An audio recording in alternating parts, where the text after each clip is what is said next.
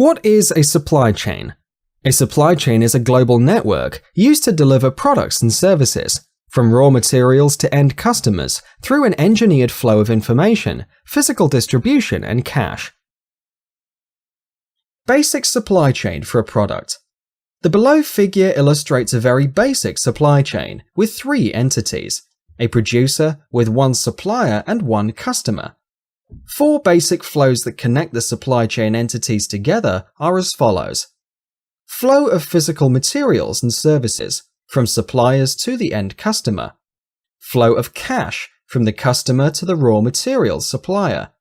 Flow of information back and forth along the chain. And reverse flow of product returned. A basic supply chain in this figure is made up of these entities. Seller is a supplier who provides goods and services, or a person or organization with whom the buyer does business. Their generic term in marketplace is seller. Supplier provides materials, energy, services, or components for a product or service, such as plastic, fabric, electric wiring, or aircraft.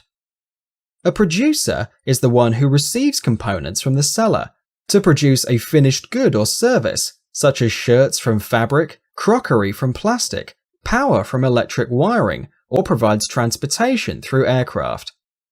The customer is the one who receives the finished product.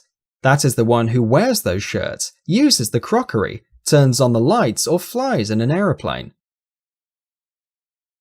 Strategies.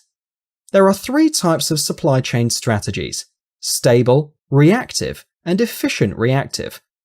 Stable supply chain strategy is appropriate for chains that are focused on execution, efficiencies, and cost performance. They use simple connectivity technologies and have little need for real-time information.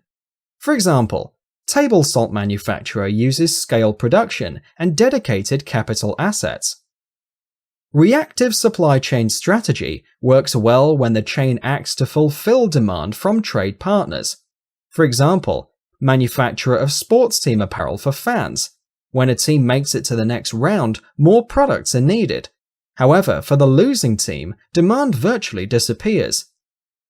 Efficient reactive supply chain strategy focuses on the efficiency and cost management on the total delivered cost of finished goods. For example, in supermarket chains, distribution centers, logistics providers, and manufacturers cooperate to replace the goods sold in the shops within less than 24 hours. Flows in supply chains. There are four flows in supply chains. Information flow includes invoices, sales literature, specifications, receipts, orders, and rules and regulations. Primary cash flow includes payments of products and supplies. Primary product flow includes materials, components, supplies, services, and finished products. Reverse product flow includes returns for repair, replacements, recycling, and disposals.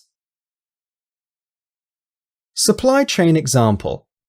Consider a supply chain model of a bakery who sells a variety of cakes, and this baker is one end of a supply chain. In this case, a supplier is a wholesale food distributor that provides ingredients such as flour, cream, and sugar. The bakery is the producer who turns those ingredients into a variety of cakes. The bakery is operated by an owner who is the retailer and who sells these cakes to the customer. Supply chain in manufacturing. Consider a complex manufacturing supply chain model that appears in corporate supply chains. In this model, you will notice the second tier of suppliers and more distribution centers and customers. These suppliers supply materials as well as services. You put the manufacturing at the center and suppliers of components to the immediate left. The Tier 1 suppliers have their own suppliers in Tier 2.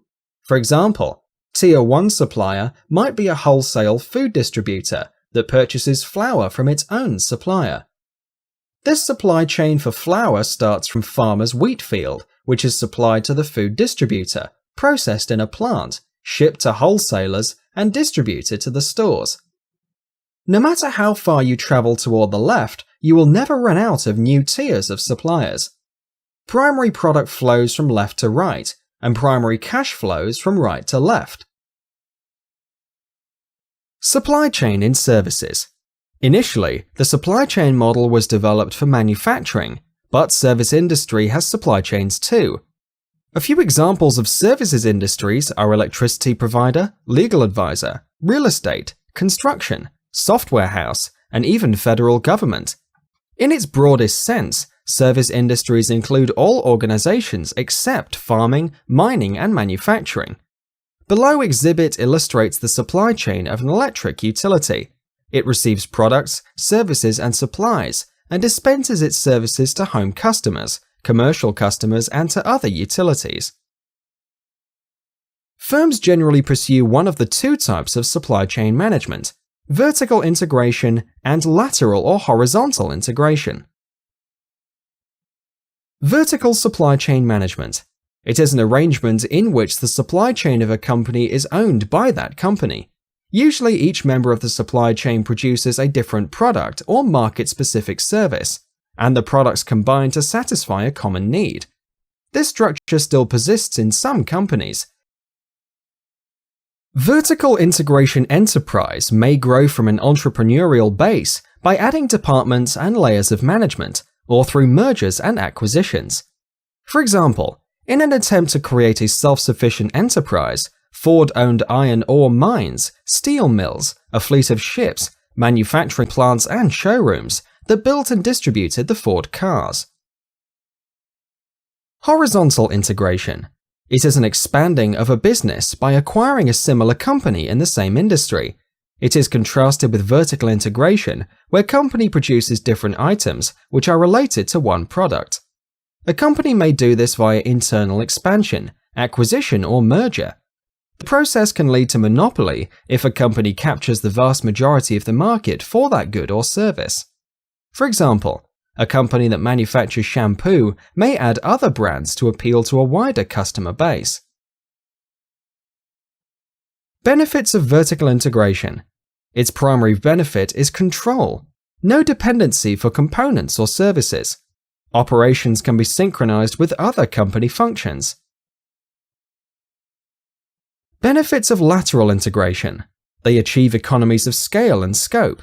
They focus entirely on particular business, so develop more expertise, and they know their market well. Differences between vertical and lateral integration. When a company wishes to grow through a vertical integration, it is seeking to strengthen its supply chain, reduce its production costs, capture upstream or downstream profits, or access downstream distribution channels.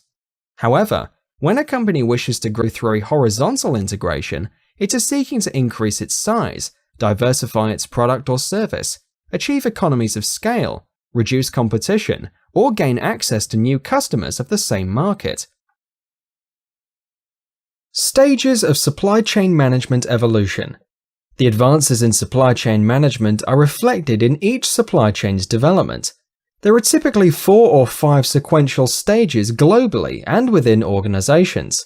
Starting from stage 0 to 4, they are stable, multiple dysfunction, semi-functional enterprise, integrated enterprise, and extended enterprise.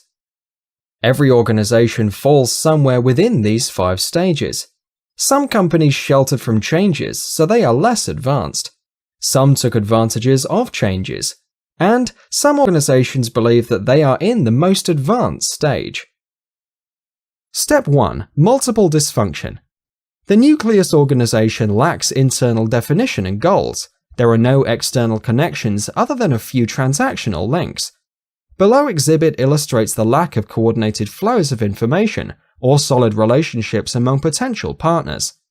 Such organizations have unplanned activities, more threats, less forecasting, demand and supply issues, and poor payment flows. Stage 2. Semi-functional enterprise. At this stage, nucleus organization begins to improve effectiveness, efficiency, and quality within functional areas. As explained in a below exhibit, information flow has been improved and functional areas have been defined. However, departments perform their functions one after the other. There is no collaboration between various departments and no partnership formed with customers and suppliers. Stage 3. Integrated enterprise. These organizations are fully integrated between departments using enterprise resource planning or ERP. This is a prelude to end-to-end supply chain management, as explained in below exhibit. Individual firm begins to focus on business processes rather than compartmentalized functions. Corporate wall links supply chain partners together. Stage 4. Extended enterprise.